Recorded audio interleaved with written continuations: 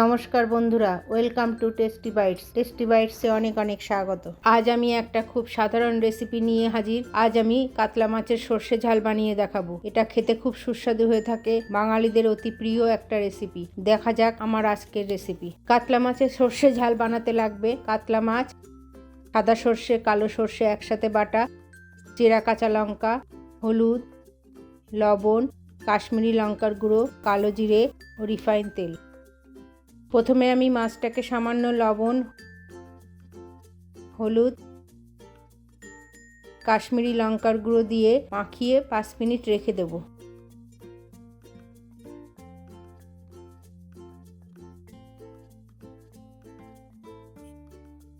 এবার একটা কড়াইতে পরিমাণ মতো তেল দেব। তেলটা গরম হলে মাছটাকে ভেজে নেব। মাছটা খুব বেশি কড়া করে ভাজবো না।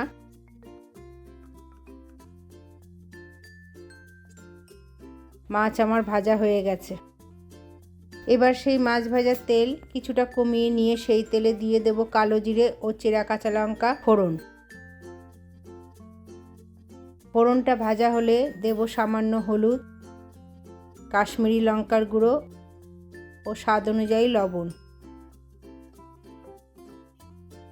মশলাটাকে একটু নাড়াচাড়া করে দিয়ে দেব পরিমাণ মতো জল।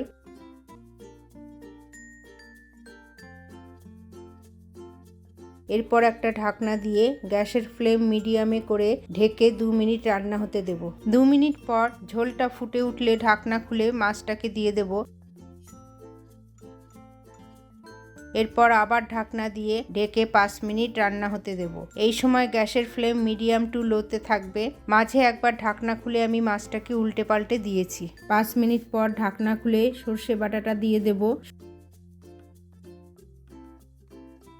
সর্ষে বাটা দিয়ে আবার ঢাকনা দিয়ে 5 মিনিট কম আঁচে রান্না হতে দেব। 5 মিনিট পর গ্যাস অফ করে ওপর থেকে কাঁচা সর্ষের তেল ছড়িয়ে দেব। এরপর আবার ঢাকনা দিয়ে 2 মিনিট স্ট্যান্ডিং টাইমে রাখবো। এবার একটা সার্ভিং প্লেট নিয়ে তাতে পরিবেশন করব গরম গরম কাতলা মাছের সর্ষে ঝাল। এটা গরম ভাতের সঙ্গে খেতে খুব ভালো লাগে। আমার এই রেসিপি যদি আপনাদের ভালো লেগে থাকে অবশ্যই বাড়িতে ট্রাই করুন, আর আমার চ্যানেলটাকে সাবস্ক্রাইব করে আপনাদের বন্ধু বান্ধব ও আত্মীয় পরিজনের মধ্যে শেয়ার করবার অনুরোধ রইল। আজ তাহলে এখানেই শেষ। আবার দেখা হবে অন্য আরেক দিন অন্য কোনো রেসিপি নিয়ে এসে যাব। সকলেই সুস্থ থাকুন, ভালো থাকুন। ধন্যবাদ।